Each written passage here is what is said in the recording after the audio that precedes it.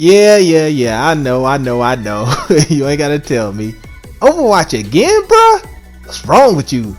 Well, I know I have been doing Overwatch lately, and not many people have asked for it over my other videos. It's still helpful stuff, and I'm doing it for the meantime until my editing software get back up. So that's why I'm posting another What Do with Overwatch. But don't worry, Smash videos are coming. I do have one in the work with the Shoujo and other stuff coming. So those are coming. And also maybe a stream. I think I'm gonna do a stream here soon for Smash. So anyways, those are coming. For the people who actually enjoy my Overwatch videos, just ignore all of that, and I'll probably put a link in the bottom to where the video starts, because yes, this is very important stuff, scenario optimization and all that. So that's it for this. Let's get to the video. Peace, love, and show out. Okay, so picture this scenario. You're playing Punchy Big Salt Maker inside of an Overwatch comp game. The opponent are running both of your counters, and you're coming to the last team fight. When you notice that one of your counters, McCree, is around on the other side and he sees you, so you know you can't take him off surprise. So it's easy to think, what do? Do I try to get a heal and take him on anyways? Do I help the tanks? What exactly do you do in a situation like this? Well, with this series, I give you the most optimal option to use in scenarios like this.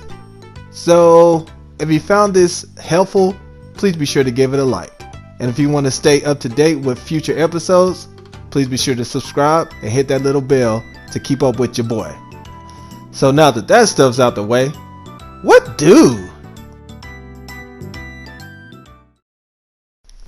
Okay, so it should come to no surprise that McCree and Pharah are some of Doomfist's biggest counters. But there are times where you can outplay these players. So in this scenario, do you want to outplay the McCree or go for the tanks? You go for the tanks and help them on the point, and here's why. Okay, so like I said in the first scenario that I used for Overwatch, you want to be mindful of all your situations and your cooldowns and just everything that's around you. So in this case, McCree can see you coming a mile away, but there's also a bigger thing that's going on besides McCree seeing you, and that's his positioning. Okay, so in this case, the McCree chose to get high ground, and for the most part, that's actually true. You want to get high ground when you're running hit scan or snipers, but what the McCree failed to realize is the positioning of the stage, the positioning of his tanks, and his mobility.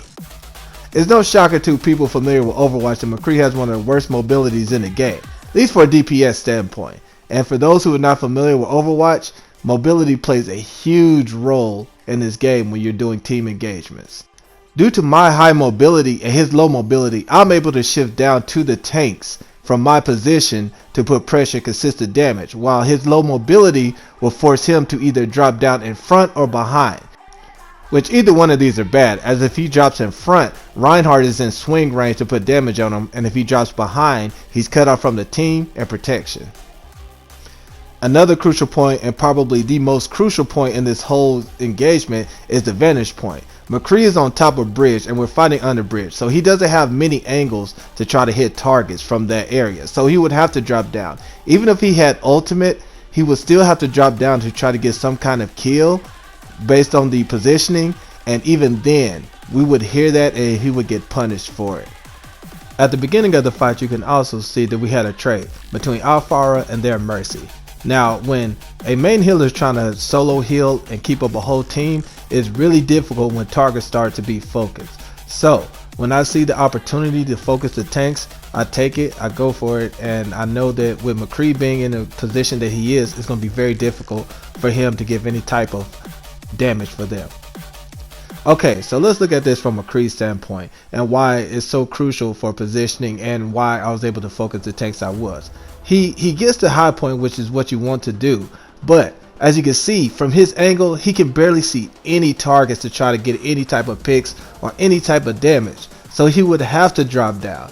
In this case, he dropped behind us, which is a bad idea because he's cut from his team, but he would have to drop off regardless. If he took the longer route of going around towards the teammates, it still would have gave me enough time to put more damage and pressure on their tanks. So that's it for this scenario, guys. If you found it helpful, once again, please be sure to give it a like to show that it was. And be sure to follow to your boy if you want to stay up to date with these scenarios.